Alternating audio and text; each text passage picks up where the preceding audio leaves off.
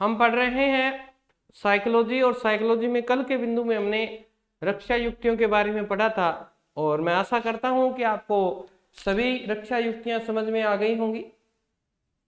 हाँ जी, बिल्कुल। राम राम भाई, जय श्री राम।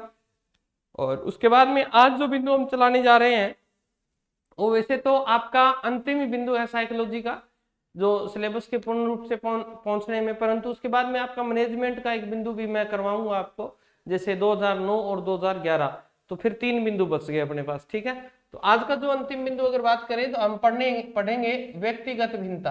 क्या पढ़ने जा रहे हैं? व्यक्तिगत भिन्नताएं। व्यक्तिगत भिन्नताएं, भिन्नताएं, व्यक्तिगत भिन्नताएं। ठीक है जी, ये बिंदु हम पढ़ने जा रहे हैं। अगर इस बिंदु में आपको कहीं दिक्कत आती है तो आप पूछ सकते हैं, और बहुत इजी है, ये सिर्फ समझना है। ये टॉपिक मैं आपको ये सोचो कि गुरुजी आपने अधिगम के सिद्धांत कराए वैसे कराओ, नहीं करवा सकता। ये है क्या, सीधा सा अर्थ है कि कोई भी इंसान किसी के जैसा नहीं हो सकता। वो शारीरिक रूप से अलग हो सकता है, मानसिक रूप से अलग हो सकता है, संज्ञात्मक रूप से अलग होता है, सामाजिक रूप से अलग होता है। यानी हर व्यक्ति के इमोशंस, सोच, बुद्धि एक जैसी नहीं हो सकती, और यही जो भिन्नता है यही आपकी व्यक्तिगत भिन्नता कहलाती है। हर व्यक्ति एक तरह से नहीं सोच सकता, हर व्यक्ति समस्या का समाधान एक तरीके से नहीं कर सकता।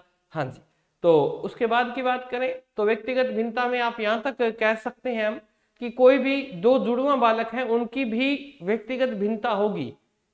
व्यक्तिगत भिन्नता किसमें? जुड़वा बालकों में भी व्यक्तिगत भिन्नता होती है, क्योंकि वो उन बालकों की शकल एक सी हो सकती है, मान सकते हैं, परंतु उनका आईक्यू लेवल, उनके संवेगात्मकता, उनकी भाषा शैली अलग अलग हो सकती है। तो ये बात आपको ध्यान रखनी है कि कोई इंसान जन्म से एक जैसा नहीं होता, सभी में व्यक्तिगत भिन्नताएं पाई जाती हैं। ये व्यक्तिगत भिन्नताएं मानसिक हो सकती हैं, सामाजिक हो सकती है, नैतिक हो सकती है, मनोवैज्ञानिक हो सकती है। हर आदमी की आदत अलग होती है, अलग रुचि होती है, उसकी अभिक्षमता। एक व्यक्ति 2 ही रोटी खाता है, एक 4 खाता है, तो क्या है, अलग अलग भिन्नताएं हैं। कोई आदमी को लेट नींद आती है, कोई आदमी को जल्दी नींद आती है, तो सबकी क्या है, अभिक्षमता, अभिवृत्ति, ये आदतें, ये सब चीजें क्या है, रुचि, ये सब चीजें अलग अलग होती हैं। तो ये चीजें अपन पहले समझेंगे। बहुत बढ़िया होगा भाई, सीटेट के लिए इतना पढ़ लोगे तो कन्फर्म है, 1-2 टॉपिक उसमें अलग से हैं तो वो आप बाद में अपनी कोई बुक ले आना पर्सनल, उससे मिल जाएंगे आपको। ठीक है, तो ये लीजिए भाई, व्यक्तिगत भिन्नताएं। ओके, तो देखो, कोई 2 व्यक्ति सभी प्रकार से एक जैसे नहीं हो सकते, उनमें अंतर पाया जाता है, यही अंतर व्यक्तिगत भिन्नता कहलाती है। सिर्फ समझना है इस टॉपिक को भाई, मैं इससे ज्यादा आपको क्या करवाऊंगा इस टॉपिक में, ये सिर्फ समझने वाली बातें हैं, छोटी छोटी बातें हैं। ठीक है, चलिए 2 मिनट करवा लेते हैं अपन।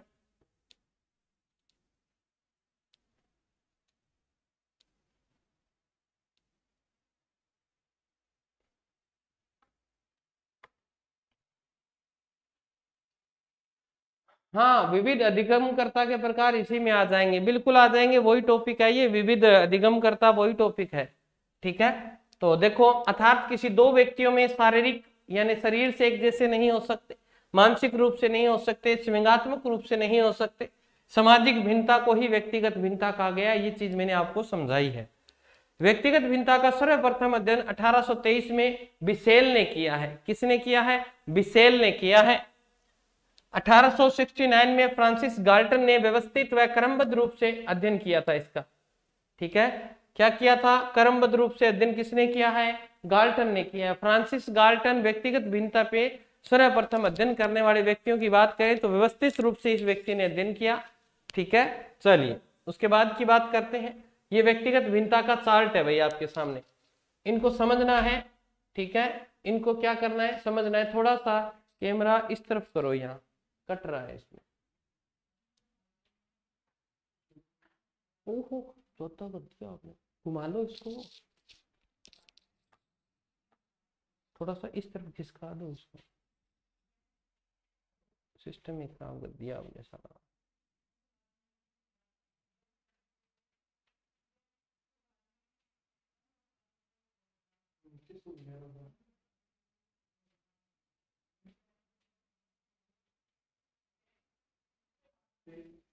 उधर स्पेस कम रखो, बस बस बस बस, ये घुमा दो वापिस।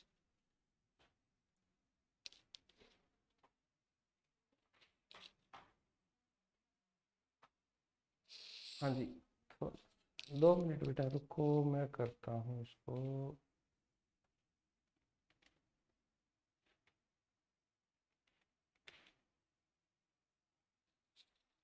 ठीक है बेटा, अब तो ठीक है ना, सही दिख रहा है?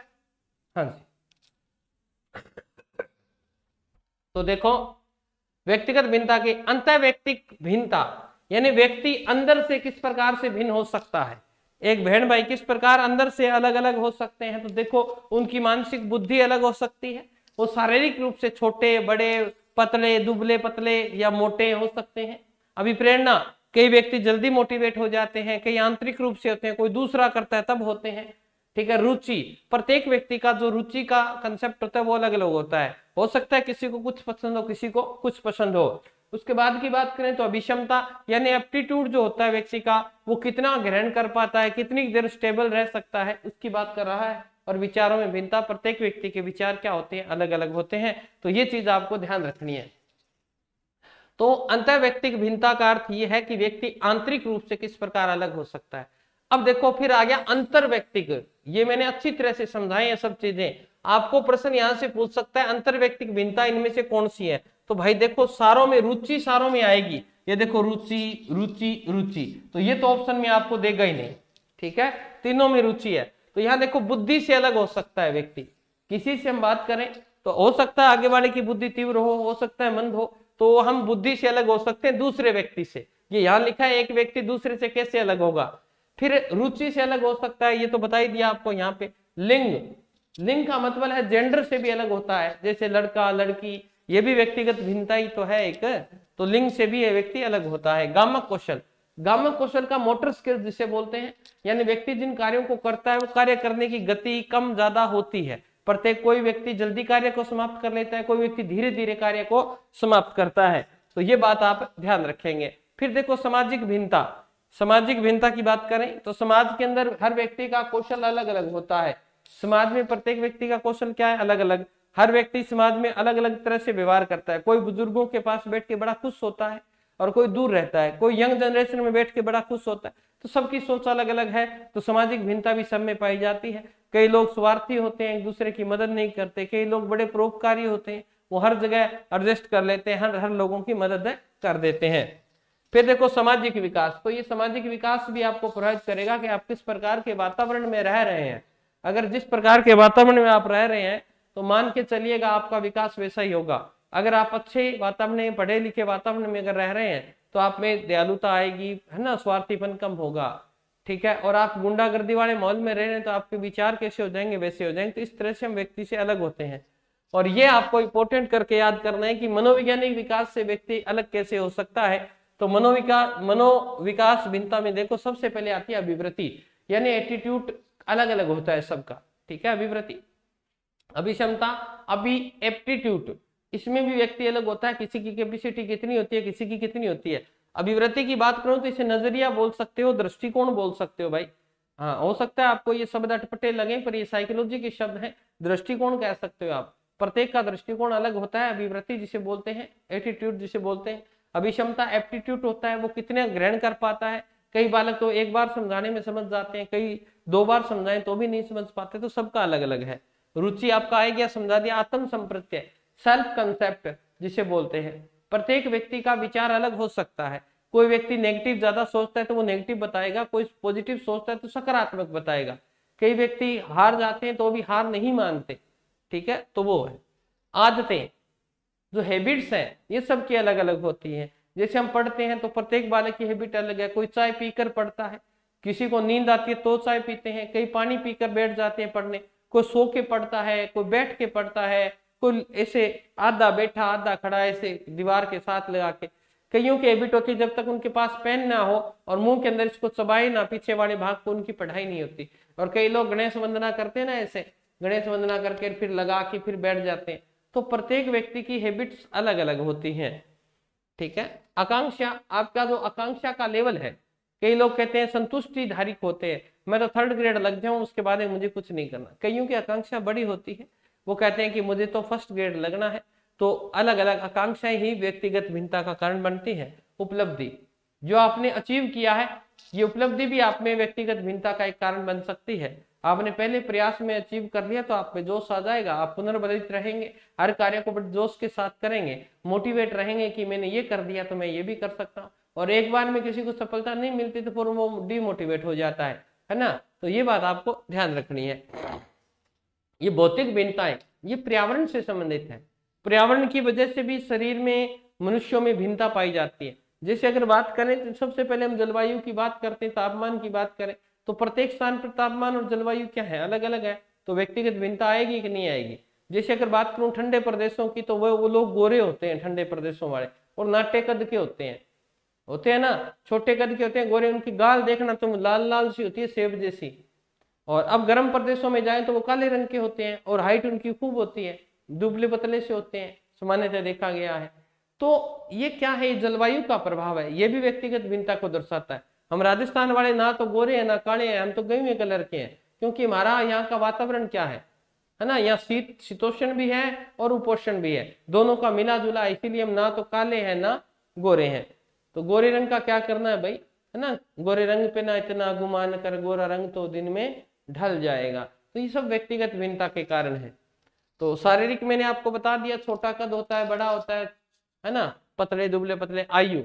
आयु के आधार पे भी होता है। जैसे अगर बात करें आयु, कई ऐसे जाति प्रजाति कह सकते हो आप जिनकी आयु बहुत कम है, कई ऐसे हैं जिनकी आयु बहुत ज्यादा है। तो ये व्यक्तिगत भिन्नता ही तो है। यौन, ये तो बता दिया, सेक्सुअलिटी जो है, ठीक है, यौन यानी जवानी सबकी अलग अलग आती है, तो ये भी व्यक्तिगत भिन्नता का कारण है। व्यक्तित्व पर्सनैलिटी आपको पूरा टॉपिक करवा दिया है। गामक यानी मोटर स्किल्स, और सामाजिक यानी समाज के रूप से। अब आपको मैं यहाँ से पकड़ के आदिवासियों के समूह में छोड़ाऊं तो वहां आपका व्यक्तित्व अलग हुआ कि नहीं हुआ यहाँ से, और वहां का एक बच्चा लाके यहाँ रख दूं तो उसका व्यक्तित्व अलग हुआ कि नहीं उनसे। आप तो बोलने लग जाओगे झिंगा लाला हुर, और वो बोलने लग जाएगा गुड मॉर्निंग। तो भिन्नता आ जाती है। तो वातावरण भी उसमें बड़ी महत्वपूर्ण भूमिका निभाता है, ये बात आपको ध्यान रखनी है। ठीक है बेटा, ये टॉपिक आपका अंतिम ही टॉपिक है बेटा, ये है व्यक्तिगत भिन्नता के कारण। देखो व्यक्तिगत भिन्नता के कारणों की बात करूं तो ये सब चीजें मैंने आपको वातावरण में करवाई थी, याद है तो ये तो रिपीट करने वाली बात है, चलो फिर भी करवा देते हैं। वंशानुक्रम की बात करें यानी जीनोटाइप की बात कर रहा है कि व्यक्तिगत भिन्नता जीन्स की वजह से आ जाती है। जैसे माता पिता है तो वो छोटे कद के हैं तो संतान छोटे कद की हो जाएगी, माता बड़े हाइट के हैं तो संतान बड़ी। तो ये व्यक्तिगत भिन्नता। अगर माता पिता की आंखें भूरी हैं और बालक की आंखें भी भूरी हैं तो ये व्यक्तिगत भिन्नता एक नहीं। दो बहन भाइयों में अंतर आ जाता है, एक ही माता पिता की संतान एक काले रंग की हो जाती है, गोरे रंग की हो जाती है। कारण क्या है, जीन प्रभावित करते हैं। हो सकता है वो जीन आपके दादा काले रहे हो, आपकी दादी काली रही हो, आपके नाना काले रहे हो, आपकी नानी, क्योंकि जीन एक पीढ़ी से दूसरी पीढ़ी में ट्रांसफर होते हैं। इसलिए भाई गोरा है बहन काली है, तो ये क्या है, व्यक्तिगत भिन्नता हुई कि नहीं हुई। एक ही माता पिता की संतान है।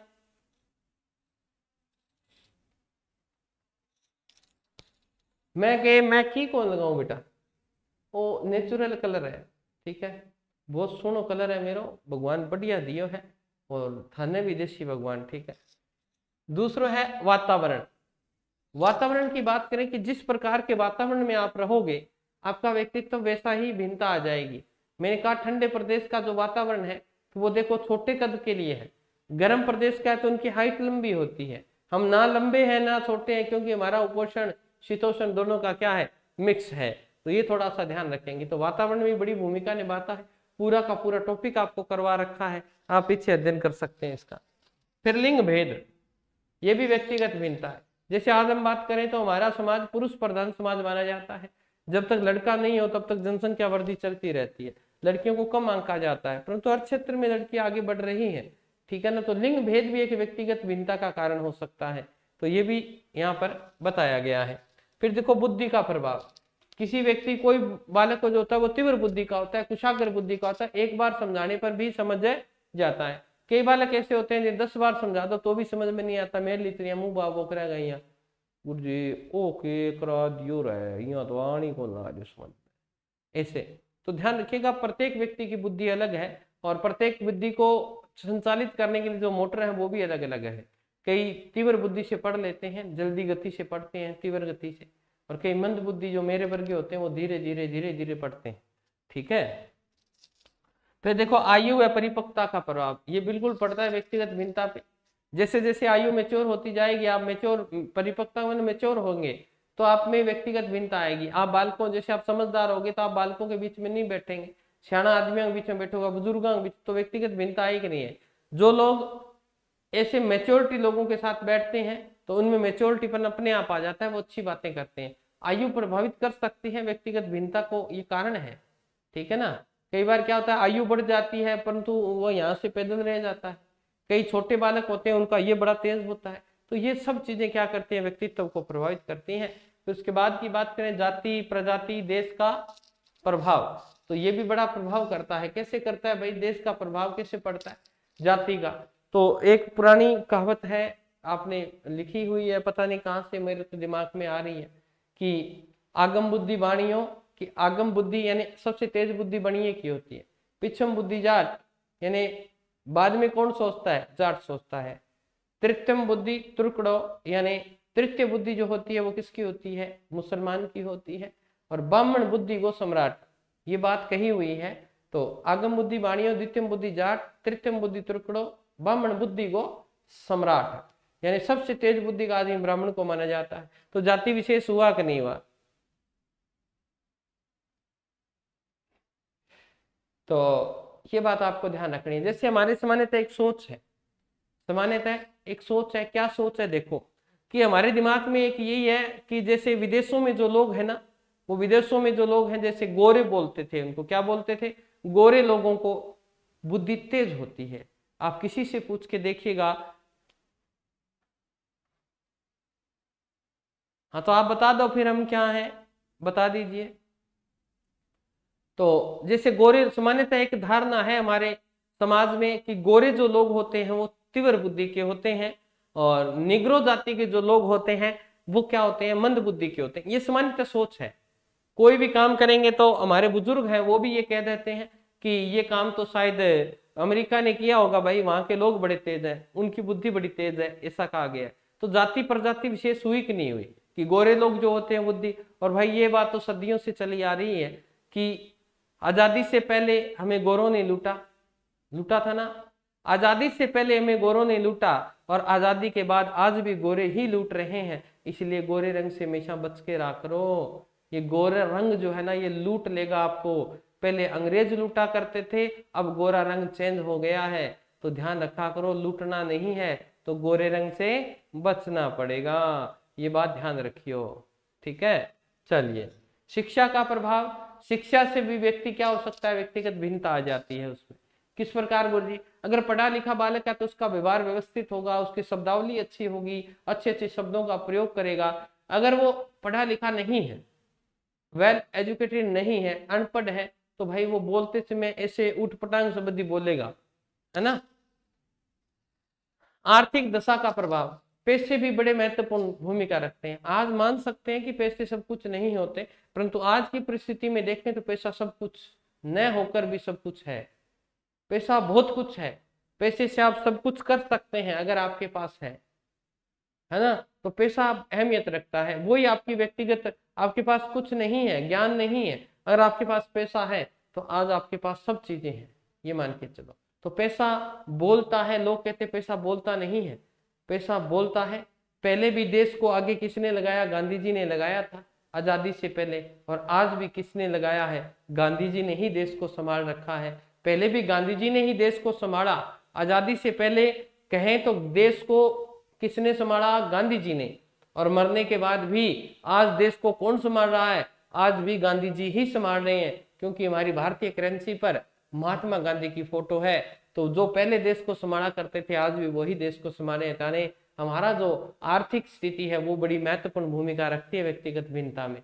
तो ये थोड़ी सी बात ध्यान रखेंगे कि कोई गरीब व्यक्ति है तो वो अच्छे स्कूल में नहीं पढ़ पाता, अच्छे चीजों में अभाव में रह जाता है, तो व्यक्तिगत भिन्नता आ जाएगी। अगर कोई बच्चे के पास पैसों की कमी नहीं है, उसके गार्जियंस ने जो पैसा कमाया है, धन दौलत है, अगर वो है तो उसे अच्छी शिक्षा मिलेगी, उसे अतिरिक्त क्लास भी मिल सकती है, तो वो उससे जल्दी, ये हम एक्सपेक्ट करते हैं हमारे समाज में कि वो जल्दी कामयाब हो जाता है। तो ये आपके कुछ कारण थे व्यक्तिगत भिन्नता के, जिसे समझाने का प्रयास किया है। बाकी तो भाई आप खुद समझदार हो। व्यक्तिगत भिन्नता का शिक्षा में क्या महत्व है? तो देखो भाई, अगर आप टीचर बनने जा रहे हो और आप टीचर बन जाओ और आपको यही नहीं पता हो कि व्यक्तिगत भिन्नता क्या होती है, तो भाई फिर तो बहुत गलत बात है। तो सीधा सा अर्थ है, पहले तो यही बात है कि आप जब क्लास में जाओगे तो आपके सामने बहुत सारे बच्चे बैठे होंगे बेटा। क्या बैठे होंगे? बहुत सारे बच्चे होंगे। अब सबकी बुद्धि एक सी थोड़ी है, क्योंकि सब व्यक्तिगत भिन्नता अलग अलग है। अब आपको सबके अनुसार पढ़ाना पड़ेगा। आपको इस तरह से पढ़ाना पड़ेगा कि मंद बुद्धि बालक भी अच्छी तरह से सीखे, प्रतिभाशाली भी सीखे और सामान्य भी सीखे। तो आपको उसके लिए अच्छी शिक्षण विधियों का प्रयोग करना चाहिए। अनुभवी शिक्षक होगा तो ही करेगा, है ना। बालकों के साथ आप कितना आपका समायोजन है, आप कितना उनके साथ बैठते हैं, कितनी उनकी भावनाओं को समझते हैं, ये सब चीजें आपकी क्या रखती हैं? उपयोगी। ठीक है, उपयोग बड़ी काम की है।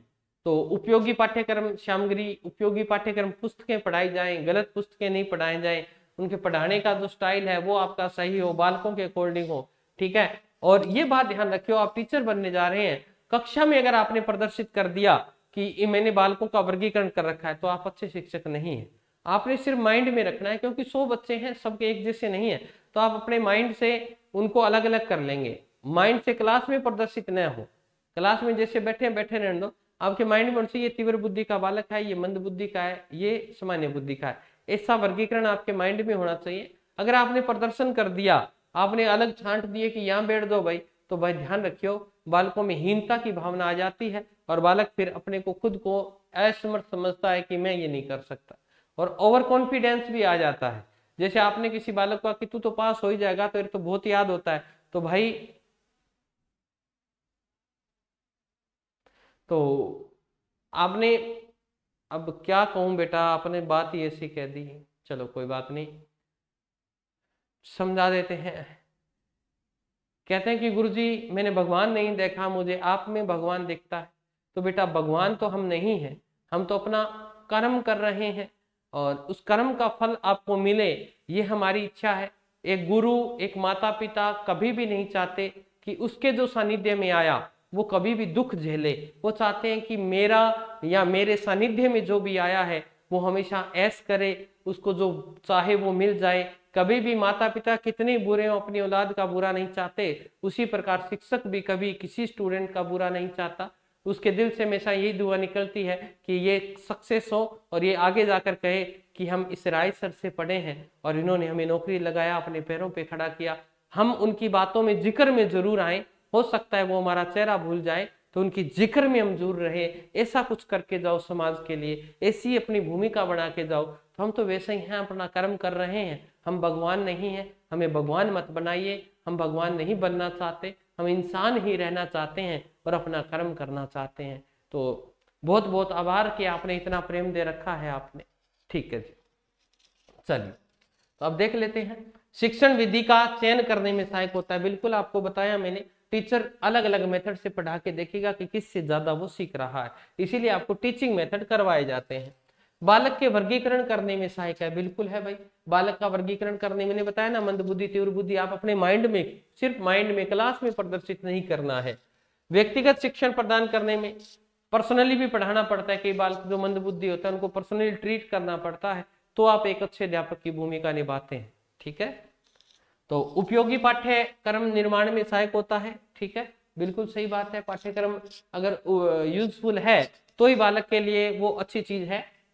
कक्षा में वर्गीकरण में सहायक है, बिल्कुल कक्षा का वर्गीकरण कर सकता है, ए बी सी सेक्शन बना सकता है, तो सब एक जैसे होंगे तो वहां हीनता नहीं आएगी।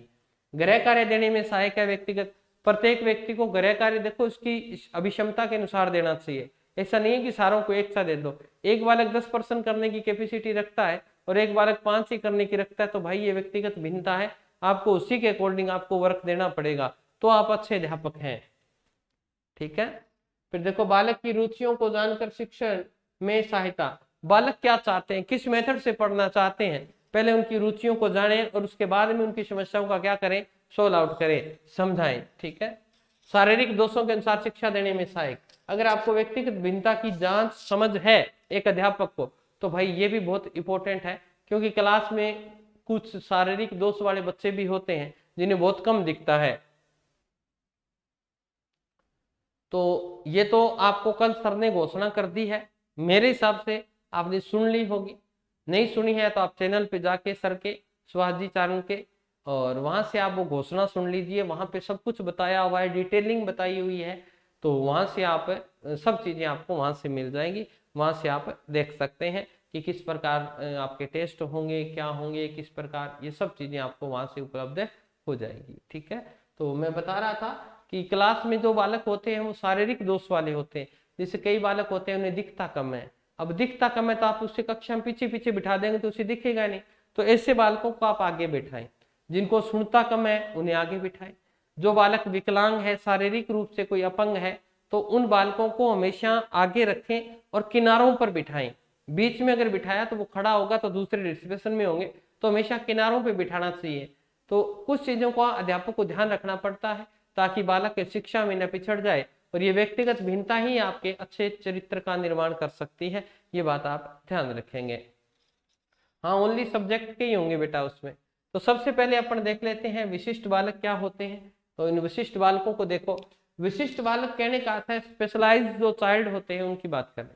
अब कोई सामान्य बालक है तो वो तो सामान्य है, अगर कोई बालक सामान्य बालक से बढ़कर काम करे तो भी वो विशिष्ट है, और कोई बालक सामान्य काम से हटकर काम करे यानी कर नहीं पाए वो भी विशिष्ट है। यानी ऊपर जाए तो भी विशिष्ट है, नीचे आए तो भी विशिष्ट है। तो हम उसको वर्गीकरण करके देख लेते हैं कि बुद्धि के आधार पे, शारीरिक आधार पे किस प्रकार हो सकते हैं। ठीक है, तो सबसे पहले अपन देख लेते हैं शारीरिक रूप से विकलांग बालक या विशिष्ट बालक क्या होते हैं। तो शारीरिक रूप से जैसे मैंने अभी बताया आपको, दृष्टि विकलांग बालक हो सकते हैं, ये बात ध्यान रखेंगे, जिन्हें दिखता कम है, हो सकता है उनके एक ही आंख हो।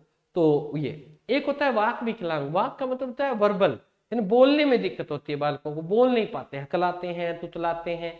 तो ये चीजें जो है ये आपकी किस में आएगी, आपकी शारीरिक में आएगी। कई बालक होते हैं उनको सुनाई नहीं देता, तो हम उसे बोल सकते हैं सर्व दुर्बल बालक होते हैं वो। ठीक है, और कुछ बालक भाई हमेशा क्या रहते हैं, ऐसे होते हैं जो असक्षम होते हैं, कुछ नहीं कर पाते, उनका हाथ पैर पे लकवा होता है, तो वो गत्यात्मक असक्षम बालक की श्रेणी में आ जाते हैं। 2 नंबर पे देखो मानसिक रूप से विशिष्ट बालक। मानसिक का अर्थ है आपके माइंड यानी मस्तिष्क या बुद्धि की बात करें तो इनमें क्या होता है, प्रतिभाशाली बालक आ जाएगा, सर्जनशील बालक आ जाएगा, पिछड़ा बालक आ जाएगा, है ना। तो ये सब चीजें अपन डिटेल से करेंगे, पर आपको यहाँ वर्गीकरण देखना जरूरी है। शिक्षा की दृष्टि से देखो, कई बालक होते हैं वो बड़ी तीव्र गति से सीख लेते हैं, एक बार ही समझाने की जरूरत है, समझ जाएंगे। तो और कई बालक सेल्फ स्टडी भी करते हैं, तो वो देखो वो क्या है, उनमें तीव्र बुद्धि है, तो हम तीव्र शैक्षिक बुद्धि वाले कह देते हैं। ठीक है, दूसरे की बात करें सामान्य शैक्षिक बालक भी होते हैं। तीसरे की बात करें शिक्षा से पिछड़े बालक भी होते हैं। कई कुछ कारणों से बालक क्या शिक्षा में पिछड़ जाता है, और सीखने में अयोग्य बालक जो सीख भी नहीं पाते, तो उनके लिए बात कही गई है। चौथा देखें सामाजिक रूप से विशिष्ट बालक। समाज में भी आप देखेंगे तो आपको अलग अलग प्रकार के लोग दिखाई देते हैं। देखिएगा आपको दिखाई देते हैं नहीं देते, मेरे को तो देते हैं। कई लोग धार्मिकता में विश्वास रखते हैं, कोई लोग राजनीति में ज्यादा विश्वास रखता है, कोई सामाजिक कार्यकर्ता के रूप में ज्यादा विश्वास रखता है कि समाज के कार्य को करना चाहिए, भला करना चाहिए, पुण्य कमाना चाहिए। सब व्यक्तियों की सोच अलग अलग है, तो ये व्यक्तिगत भिन्नता हुई कि नहीं हुई। जैसे अगर बात करें तो समस्यात्मक बालक इसकी श्रेणी में आते हैं, जो समस्या से ग्रस्त रहते हैं, किसी न किसी प्रकार से वो क्या है, ग्रस्त है। कोई बीमारी, जैसे आपको बताया था द्वंद, तनाव, चिंता, दुश्चिंता, तो किसी न किसी समस्या से वो क्या है, ग्रस्त है। तो ऐसे बालक भी यही सामाजिक रूप में आएंगे। कुसमायोजित जो बालक होते हैं वो आ गया। समायोजित, कुसमायोजित मैंने अभी बताया है आपको, जो वातावरण के अनुसार अपने व्यवहार को नहीं बदल पाते वो कुसमायोजित हो जाते हैं। ठीक है, तो वो बालक। नशे के आदी बालक, जो लोग नशा करते हैं वो सामाजिक रूप से विशिष्ट बालक होते हैं, उन्हें सुधारना चाहिए, उनको अच्छी शिक्षा देनी चाहिए, उन्हें समझाया जाना चाहिए कि नशा स्वास्थ्य के लिए अच्छा नहीं है। सर जी पीडीएफ नहीं आ रही है, नहीं आएगी भाई, नहीं मिलेगी, पीडीएफ नहीं मिलेगी, और बोल।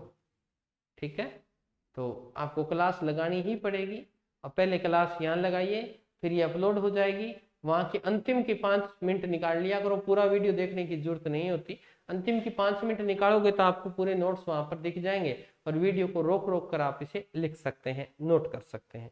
ठीक है, तो पीडीएफ से आप नोट्स बनाओ, नहीं तो आपको कल बताया था आपको बने बनाए नोट्स मिल जाएंगे हैंड राइटिंग वाले, तो वो भी मिल जाएंगे। ठीक है, तो टेंशन लेने की आवश्यकता नहीं है।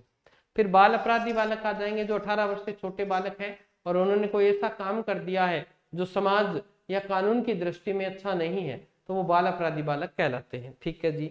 संवेगात्मक रूप से विचलित बालक, संवेगात्मक रूप का अर्थ है कई बालक ऐसे होते हैं थोड़ी सी बात कर दें तो चिढ़ जाते हैं, है ना, तो वो संवेगात्मक रूप से क्या है, विचलित है, तो वो बालक भी इसी श्रेणी में आते हैं सामाजिक में। अब ये देखो, लेविस एंड टिल्ली ने व्यक्तिगत भिन्नता के 6 प्रकार बताए हैं।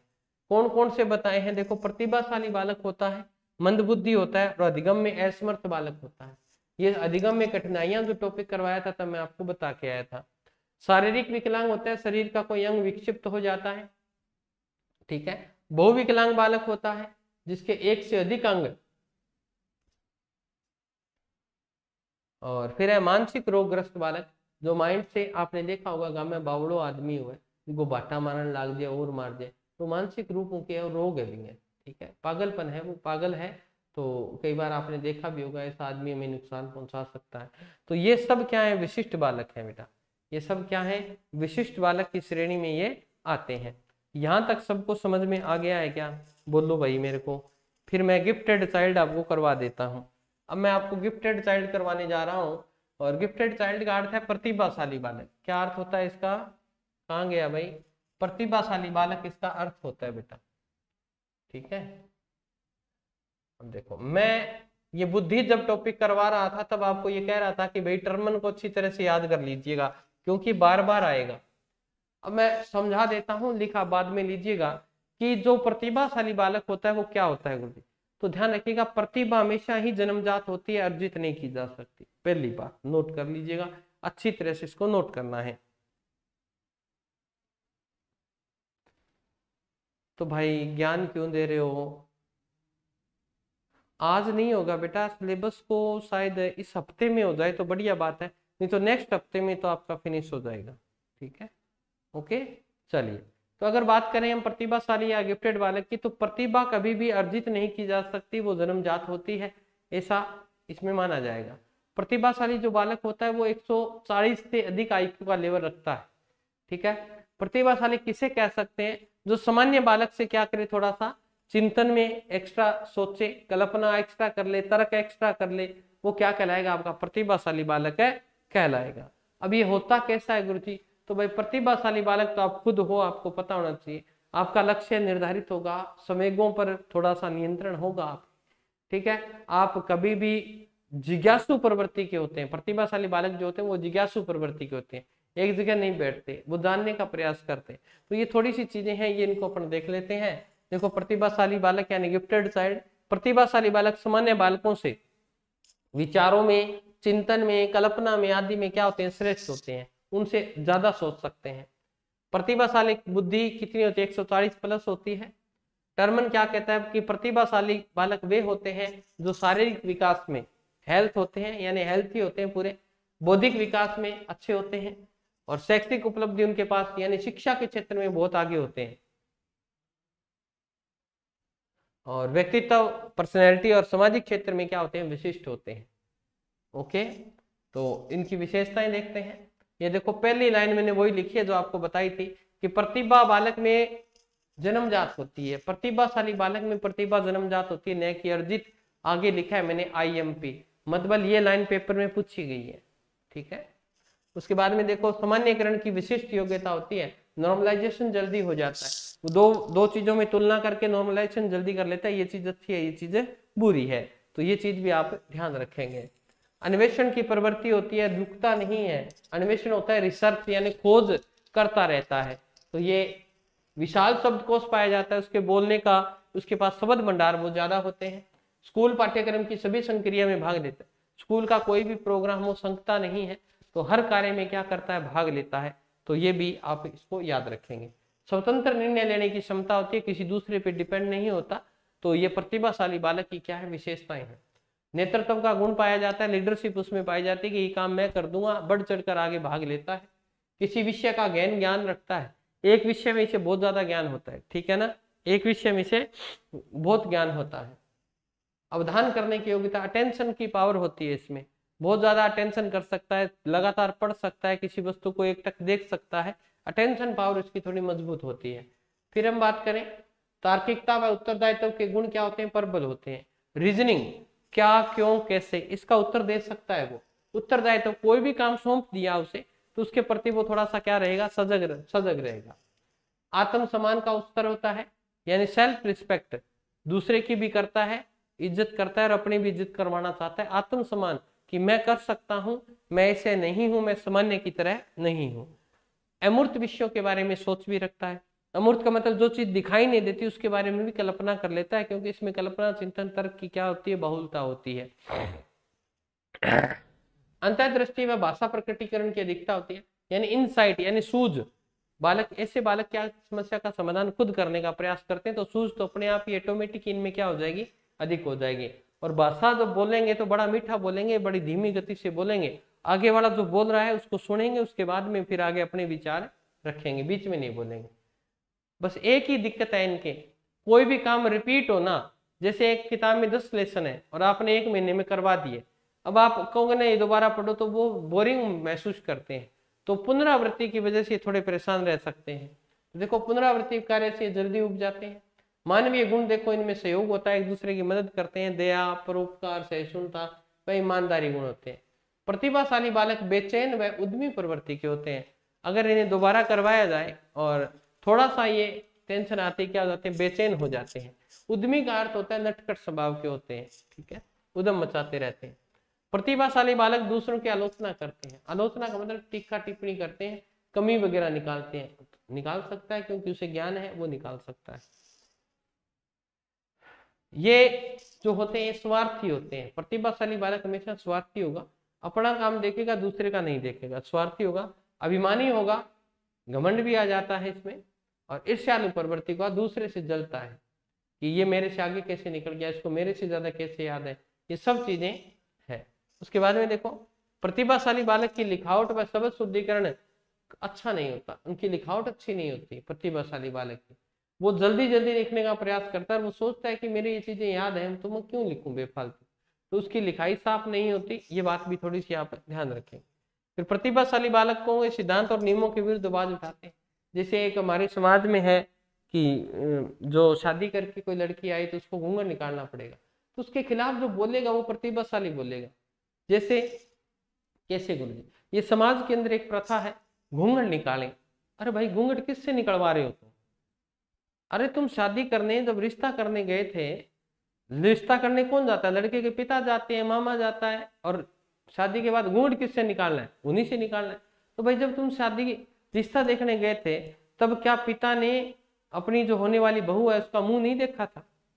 देखा था ना, उसने टुकर टुकर देखा था, टुकर टुकर देखते हो क्या, पूरा देखा उसने, ठीक है, कि इसकी आंखें कैसी हैं, इसका चेहरा कैसा है, ये हाथ काम करती है तो अपने हाथ को कितना हिलाती है, बुला के देखा कि बेटा आपको क्या किया है आपने। अब वही बालिका, ठीक है, उसकी चाल तक देखी थी कि चलती कैसी है, ठीक है। जब हम रिश्ता करते हैं तो एक जो ससुर होता है वो इस तरह से इस चीजों को नोट करता है कि लड़की कैसी है, बात करके देखता है। अब वही लड़की जब बहू बन के घर में आ जाती है तो उस पर पाबंदियां लगनी शुरू हो जाती है कि ये मेरे से घूंघट नहीं करती, क्यों करे भाई, या तो उस दिन भी कह देता कि भाई तू घूंघट करके आना, मैं तो घूंघट में देखूंगा क्योंकि मैं ससुर हूं। तब तो कहा कि बेटी गर्दन ऊपर करो, चल के दिखाओ, गा के दिखाओ, रोटी बनानी आती है कि नहीं आती। आज वही बेटी जब घर में आ गई तो आपने उसे घूंघट में रख दिया, पर्दे में रख दिया, क्यों? क्योंकि उसे घुटन महसूस होती है पर्दे में। तो फिर आप भी तो निकालो ना। अगर ससुर कहता है कि मुझसे घूंघट निकालो तो आप 2-1 महीने आप निकाल के देखो घूंघट, आप बहू से निकाल लिया करो, आपको कहाँ दिक्कत है। तो ये पुरानी प्रथाएं हैं, इन प्रथाओं के बारे में वही व्यक्ति सोच सकता है जो थोड़ा सा शिक्षित हो गया है। तो ये आपके सोच है, तो ये प्रतिभाशाली बालक ऐसा करता है, तो ये सिद्धांत है, ये नियम है, इनके खिलाफ आवाज उठाने का कार्य वही करता है। तो मैं तो कहता हूँ सीधी सी बात है, नारी एक पूजने की वस्तु है, नारी के बिना संसार अधूरा है, इस नारी ने ही हमें जिंदा रखा है, क्योंकि एक माँ ने हमें जन्म दिया है, एक पत्नी ने हमें हर आवश्यकताओं को पूरा किया है, और एक प्रेम करना हमें हमारी बहन ने सिखाया है। तो ये बात आप ध्यान रखें। तो नारी का हमेशा सम्मान करें, नारी निंदा की वस्तु नहीं है, ये वंदनीय वस्तु है, इसकी हमेशा वंदना करें, नारी शक्ति को नमन है। तो ये आपको मैंने तहे दिल से कहा है। ओके, तो हमेशा नियमों के विरुद्ध आवाज उठाते हैं। ओके, तो प्रतिभाशाली बालक की क्या समस्याएं आ सकती हैं, तो ये थोड़ी सी समस्याएं हैं। तो यहाँ देखो, प्रतिभाशाली बालक की समस्या समायोजन की समस्या आ जाती है, वो समायोजन नहीं कर पाता। ठीक है, क्या नहीं कर पाता? समायोजन नहीं कर पाता।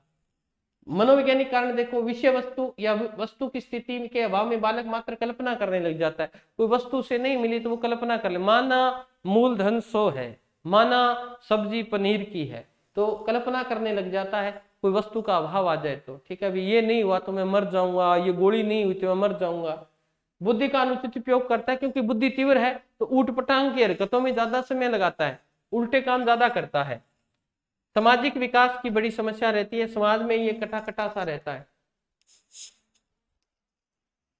हाँ, तो मैंने आपको वीडियो दे दिया है, दिखाइएगा उन लोगों को जो ऐसी सोच रखते हैं, लगाइएगा स्टेटस दब के। हो सकता है मेरी बात से किसी के दिमाग में भेजे में घुस जाए, और शायद एक नारी इस चीज से मुक्त हो जाए कि क्या पर्दा पड़ता है। बेटी बना के लाए हो तो फिर बेटी बना के रखो ना उसको, क्यों उससे पर्दे में रख रहे हो? ठीक है, तो आपको पर्दे में रखने का कोई अधिकार नहीं है, किसी पक्षी को आपको पिंजरे में रखने का अधिकार नहीं है। उसी प्रकार एक नारी को अपनी आजादी से जीने का अधिकार है, उसे पर्दे में मत रखें, उस पर बंदी से मत लगाएं, उसे जिंदगी में जो करना चाहती है उसे करने दें, उसके उड़ान जो पंख भरना चाहते हैं उसे भरने दें, इसीलिए कभी भी पाबंदी नहीं लगानी चाहिए। तो जो लोग ये सोच रखते हैं उनको एक बार ये वीडियो दिखाइएगा, या ये प्रश्न जरूर कीजिएगा कि आपने शादी के समय इसको बिना घूंघट के क्यों देखा, और आज उसी से आप घूंघट निकलवा रहे हैं, क्या ये उचित है? तो ये वीडियो या स्टेटस बनाकर इसे जरूर लगाइएगा। ठीक है, चलिए, तो ये आज की क्लास में हमने क्या क्या पढ़ा, हम रिवीजन करेंगे आज की क्लास में, और आप इसे नोट करेंगे अपनी बुक में। ठीक है, ये लो भाई, ये लो, अभी अपने कर लेते हैं जी, नोट कर लेते हैं, नोट कर लेते हैं। ये लो भाई, ये लो। अब आराम से मैं एक साइड में हो जाऊंगा और आराम से आप इसको नोट करेंगे। ये लीजिए, ये थोड़ा सा इसको सेट कर देते हैं। ये लीजिए भाई, ये लो। आप आज की क्लास में जो चीजें पढ़ी हैं, हाँ, तो ये चीज आप लगाएं।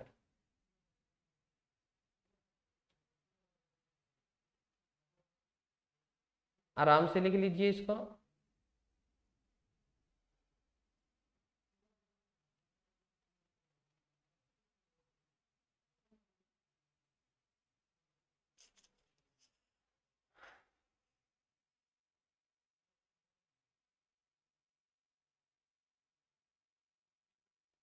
ठीक है, ये लो बेटा, इसको आराम से आप नोट कर लें। कुछ चीज कट रही है तो मैं ऊपर कर दूंगा, रोक रोक के आप अच्छी तरह से लगाएं।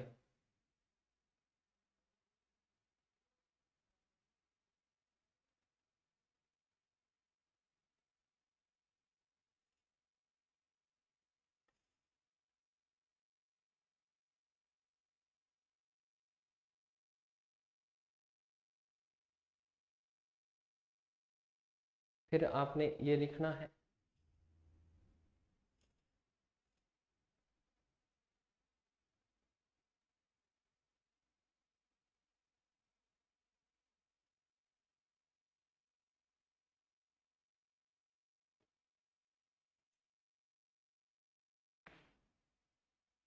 ये फिर आपने नोट करना है बेटा।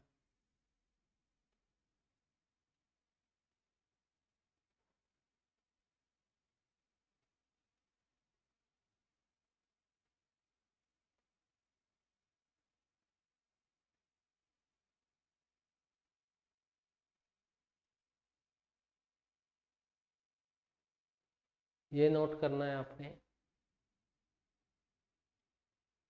वाह वाह, बावड़ी छरी।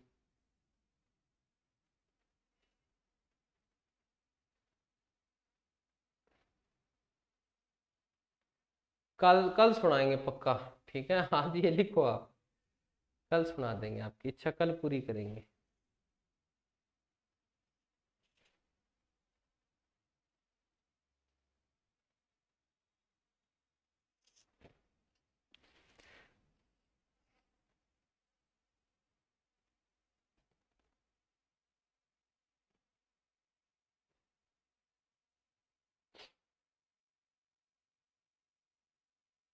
आपसे वादा रहा, कल आपको जरूर कंफर्म, कल आपको करवा देंगे, जो आपकी इच्छा है वो कल पूरी होगी, है ना। भगवान को भी तो टाइम चाहिए बेटा, अब समय नहीं है ना, टाइम हो गया, आगे वाले सर वेट कर रहे हैं स्टूडियो की। ठीक है जी, ये हो गया आपका बेटा। उसके बाद में अपन ने क्या पढ़ा था, उसके बाद में अपन ने गिफ्टेड चाइल्ड पढ़ा ना, ये पढ़ा है, तो ये आप लिखेंगे,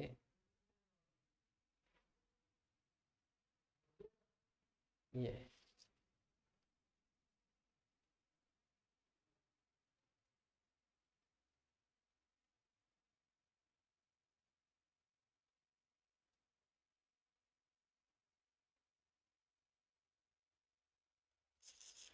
गुरुजी सुनाते थे तो ले रही पड़गी भाई, है कि फर्क होता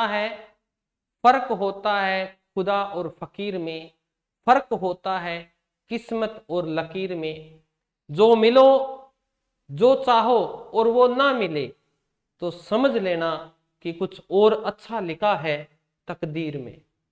ठीक है, कि फर्क होता है खुदा और फकीर में, फर्क होता है किस्मत और लकीर में, जो चाहो वो ना मिले तो समझ लेना खुदा ने कुछ अच्छा सोच रखा है आपकी तकदीर में। ठीक है बेटा, चल आपकी, चलिए लिख लिया बेटा।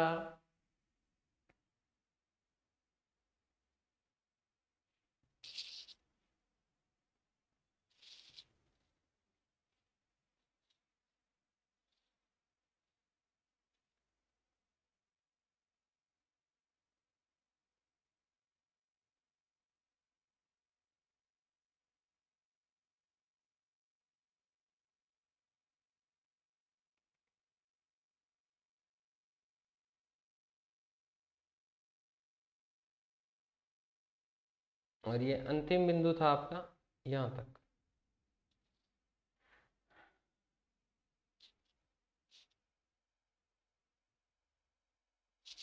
कट रहा है ना, ठीक है ठीक है ठीक है ठीक है।